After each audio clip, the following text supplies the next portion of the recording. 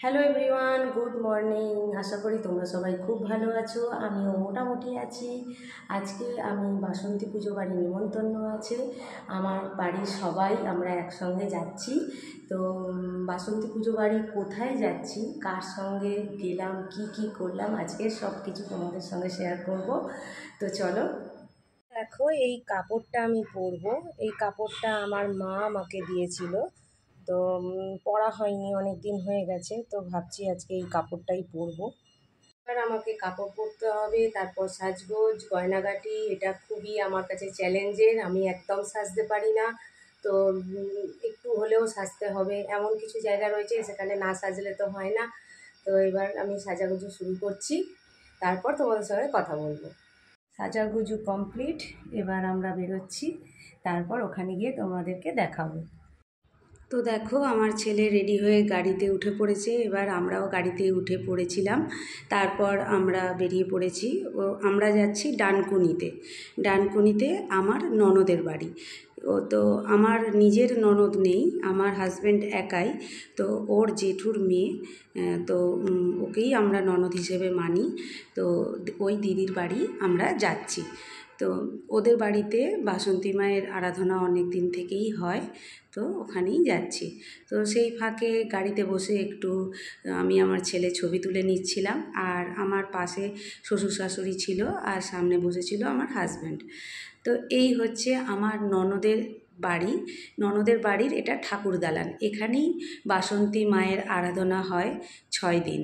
6 দিন ধরেই এদের বাড়িতে বাসন্তী মায়ের আরাধনা হয়, এবং পাড়ার লোকেদেরকে সব খাওয়ানো হয়। অনেক আত্মীয় পরিজন যার যেদিনকে সুবিধা থাকে সেদিনকে আসে, খাওয়া দাওয়া করে।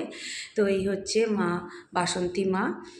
তো এখানে ওদের এটা হচ্ছে আমার ননদের পুরনো বাড়ি, মানে গ্রামের বাড়ি। পুরনো বাড়ি বলা ভুল, গ্রামের বাড়ি। আমার ননদরা শহরের দিকে থাকে, ডানকুনিতে শহরের দিকে থাকে। এটা হচ্ছে আমার ননদের শ্বশুরবাড়ি, এটা গ্রামে। এই হচ্ছে আমার ননদ। আমার ননদের 2 মেয়ে আছে। তো একটুখানি দিদিকে বললাম একটুখানি ছবি তুলে নাও আমার সঙ্গে। আর এটা হচ্ছে, এখানে হচ্ছে ষষ্ঠী ঠাকুরের পুজো হচ্ছে। এই বাসন্তী মায়ের পাশেই এই ষষ্ঠী ঠাকুরটা পুজো হয় ওদের। তো দিদির যখন শ্বশুর শাশুড়ি বেঁচে ছিল তখন আমরা যেতাম। তো এখন বছরখানেক হলো মারা গেছে।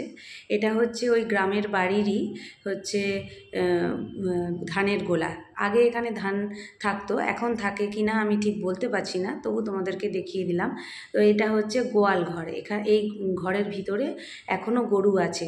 ওদেরকে পাখা মানে সিস্টেম রয়েছে, যে যাতে গরম না হয় সেজন্য পাখার ব্যবস্থাও রয়েছে। এই হচ্ছে আমার ননদের হচ্ছে মানে কাকা শ্বশুরের বাড়ি।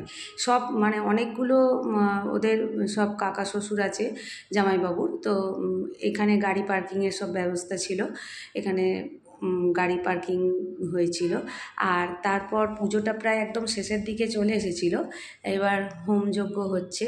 তো তারপর আমরা খেয়ে নিয়েছিলাম, কেন কি অনেকটা তাড়াতাড়ি বেরিয়ে গিয়েছিলাম বলে আমাদের খিদেও পেয়ে গিয়েছিল। তো আমি এত রোদ এত গরম, এখানে এত ভিড় হয়ে গিয়েছিল বেলার দিকে, তো সেই জন্য এখানে দাঁড়াবার জায়গা পাচ্ছিলাম না বলে আমি একটু আড়ালে গিয়ে ছাওয়ার দিকে দাঁড়িয়েছিলাম। তো তারপর এই যে খাওয়া দাওয়ার ব্যাপার, আর কিছুই না।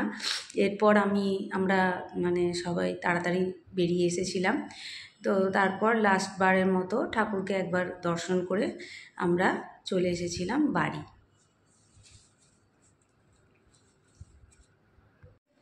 এই মাত্র আমরা বাড়ি ফিরেছি।